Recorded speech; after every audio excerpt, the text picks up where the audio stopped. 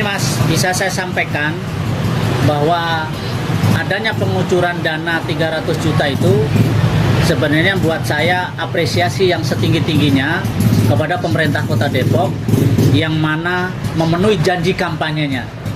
Namun demikian juga tidak terlepas dari itu bahwa ini adalah penting dan juga ini menyangkut mengenai kebutuhan masyarakat. Kalau memang dana ini nanti keluar 300 juta dan bisa dipergunakan oleh RW-RW se-Kota Depok, saudara bisa bayangkan berapa nilainya semuanya dari semua RW itu. Maksud saya begini, apakah semuanya sudah dipersiapkan secara matang, baik pengelolaannya, penerimaannya, dan lain sebagainya, juklak-juknisnya seperti apa ketika mempergunakan uang dana 300 juta itu. Itu Mas.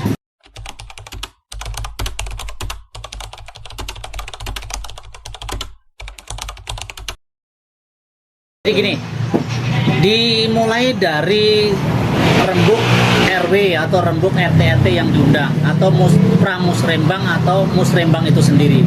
Kemarin saya melihat ada sedikit yang kurang pas buat saya pribadi ya. Musrembang dengan nilai uang sebesar itu dan program itu dipakai dengan cara yang menurut saya kurang pas. Artinya kurang pasnya begini, harusnya yang head to head saja, yang langsung saja sulit. Nah apalagi kemarin itu yang saya lihat dia memakai metode Zoom meeting. Ini menurut saya yang kurang baik dan kurang pas. Namun demikian tidak mengurangi rasa hormat saya ya. Ya semoga ini tidak terjadi persoalan di kemudian hari. Maka untuk itu pemerintah baik di tingkatan kelurahan maupun kecamatan maupun pemerintah kota sewajibnya seharusnya memberikan pendampingan khusus terkait dengan penggunaan pencairan dana tersebut. Begitu.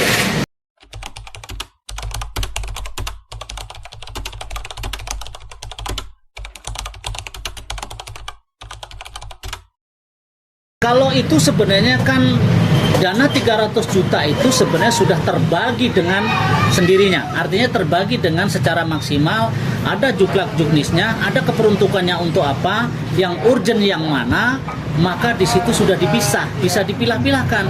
Maka kalau ada orang yang berpendapat, bagi saja setiap RT, itu tidak tepat. Karena ada salah satu RT atau RT yang lainnya yang sudah mapan, sudah bagus tempat-tempatnya, tidak perlu adanya tempat katakan sarana ibadah, tidak perlu sarana posyandu, tidak perlu dan lain sebagainya, dan itu sudah ada, maka bisa dialokasikan ke bagian lain begitu. Makanya tidak serta-merta tahu-tahu RT diberi, nggak bisa begitu. Nah itu benar juga apa yang dikatakan Pak Wali kemarin, betul, jangan setiap RT dibagi setiap RT, tidak begitu, juklak junisnya pun tidak begitu. Maka kemudian jangan sampai terjadi miskomunikasi di bawah. Sekarang sudah terjadi Mas, banyak yang menyampaikan kenapa nggak dibagi per RT saja. Uang 300 juta kalau dibagi per RT, katakan RT 13, RW 13, itu 15 RT Mas, dapatnya jadi juga tidak sebanding kan gitu. Nah ini hal-hal yang seperti ini harus diambil dulu skala prioritas. Skala prioritasnya di dalam juklak juknis apa? Contoh yang mendesak mungkin mengenai saluran air, itu yang mendesak.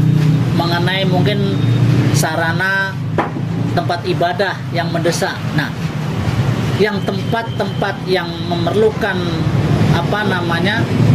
percepatan dan memerlukan penanganan yang khusus, ini yang didahulukan dan ini yang menjadi skala prioritas. Begitu Mas.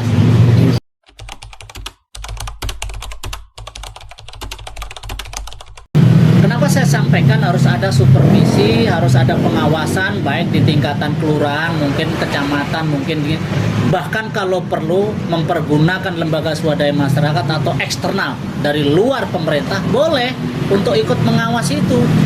Jangan sampai program yang sebagus ini, seindah ini, dampaknya justru nanti berbalik kepada warga kita juga, artinya RW juga.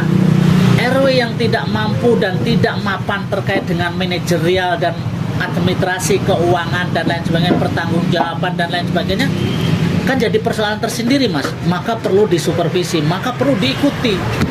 Artinya benar-benar diarahkan bahwa penggunaannya seperti ini, LPG-nya bagaimana agar supaya ini tidak berhadapan-hadapan, terakhirnya berhadapan dengan hukum. Jangan sampai terjadi itu. Maka hari ini sebelum uang ini jatuh kepada ketua RW, setidak-tidaknya harus benar-benar disupervisi. Benar-benar ini masalah uang.